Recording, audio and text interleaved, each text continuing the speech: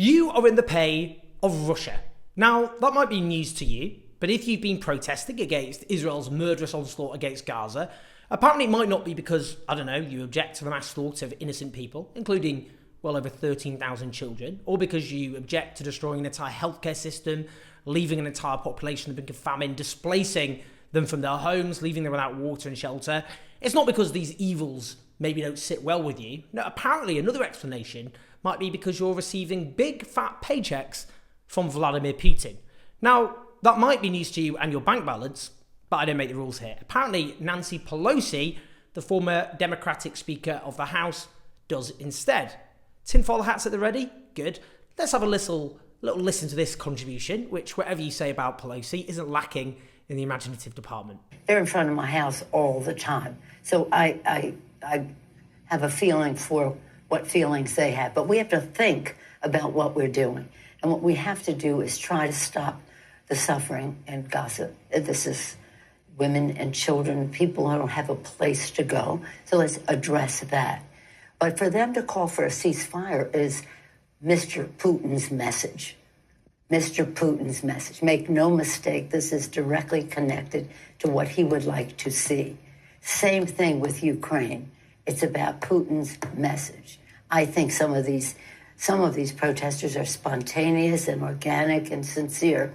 Some, I think, are connected to Russia. And I say that having looked at this for a long time now. As you know, think some of these protests are Russian plants? I say they're plants. I think some financing should be investigated.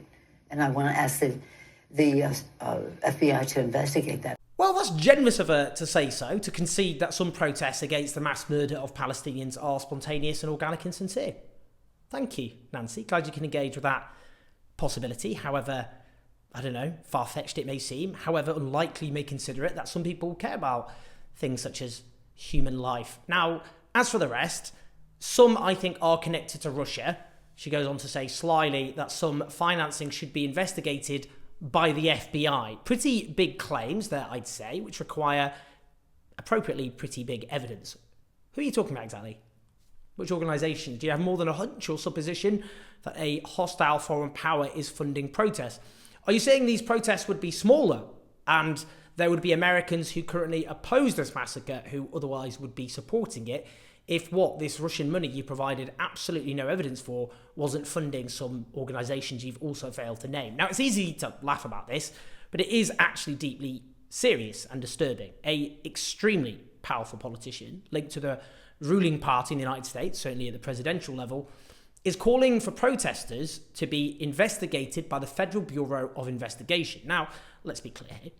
Claims that protesters are in the pay of hostile foreign powers is the sort of rhetoric you expect to hear from dictatorships who have lost all moral authority, as they desperately flap around to deflect from the damning reality that such protests are in fact authentic expressions of dissent. And trying to smear dissidents as fifth columns for hostile powers is just McCarthyism, pure and simple. And trying to menace them with criminal investigations by the state is what you would expect from authoritarian nightmares, not avowed democracies. And if we're going to start talking about foreign powers and money here, Nancy Pelosi has received over $600,000 over the years from pro-Israel lobby groups. Now, to be clear, I'm not accusing Nancy Pelosi of receiving money from foreign powers. It is illegal for foreign nationals to make campaign donations under US law. But if you take, for example, AIPAC, the American Israel Public Affairs Committee, which has wielded huge influence over US politics, and thrown considerable amounts of money at, say, far-right Republicans with links to white supremacists, as well as centrist Democratic sympathisers, such as Nancy Pelosi, that is sympathisers with the State of Israel. So she's happy to receive funding from lobby groups advocating strong ties to a foreign power, and strong ties is putting it mildly. They're obviously avowed cheerleaders for the Israeli state, accused of that state of grave war crimes and human rights abuses. But then she can just basically claim protesters have links to Russia. Cool. Very good. Here's what's actually happening. Traditionally, US public opinion has been overwhelmingly favourable to Israel. That's now changing, dramatically so, particularly among young Americans who form a crucial part of the Democratic Electoral Coalition.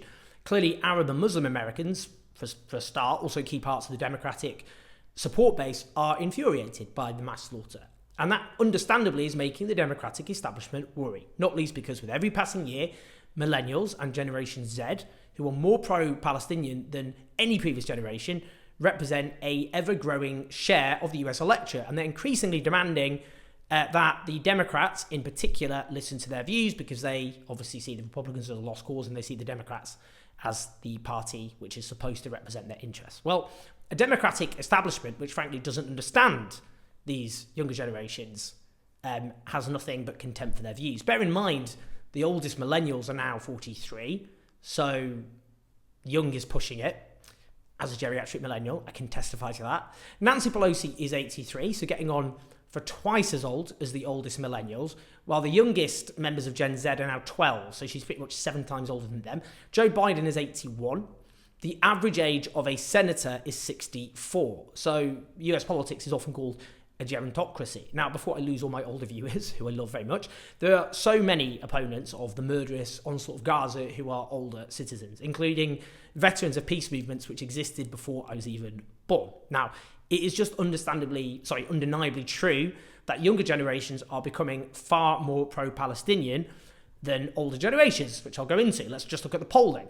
As we understand this polling, we need to see it's not the shadowy hand of Vladimir Putin at work here, but the Democrats need to learn an important lesson. To quote those great philosophers, Radiohead, you do it to yourself, just you, and that's what really hurts. According to the US pollsters Pew Research, overall 65% of Americans disapprove of Joe Biden, while 33% approve. Not great.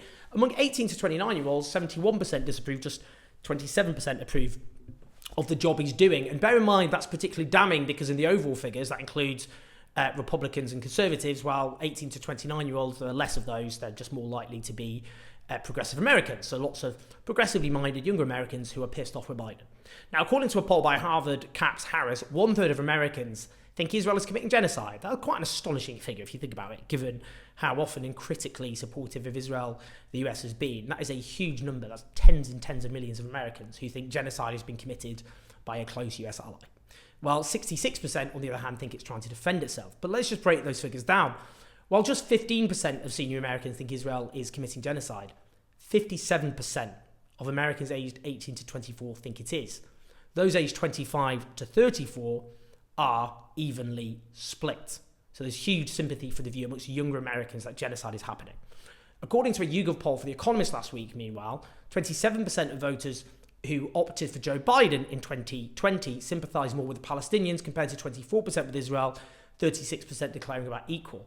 47% of Democrats think the Israeli response is too harsh, compared to 28% who think it's about right, while 6% opt for the nakedly genocidal, not harsh enough option. Don't want to meet these people. What's striking about this poll is when asked if there's a genocide, overall 35% say yes, 36% say no, 29% aren't sure, while nearly half of Democratic voters say yes. Now, if I was an Israeli strategist and I was looking at the long term, I'd be pretty concerned about the next generation, the rising generation, of my main protector and arms supplier turning against me, not least as the horrors in Gaza continue to be unleashed and have a profound impact on huge numbers of people. I know what the inevitable response is. Oh, they'll grow out of it.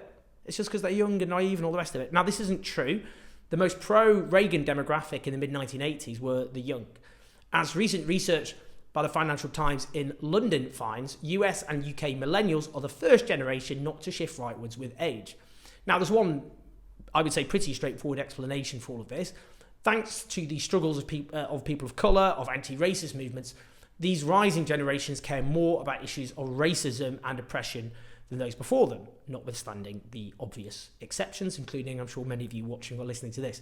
Now, they correctly understand the dynamic at work here, that the Palestinians have been repeatedly driven from their homes en masse over many generations, their land stolen, illegally colonised, that they suffered brutal occupation and outright apartheid in the West Bank, considered more oppressive and vicious and violent than South African apartheid by those who fought it there.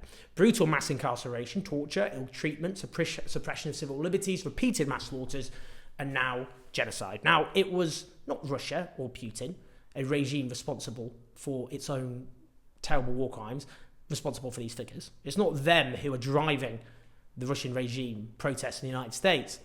It's the behaviour of the Israeli state and the fact that the US state is funding these war crimes and arming these war crimes. The growing tendency amongst self-described centrists to keep blaming Russia for things they don't like is pretty striking, by the way.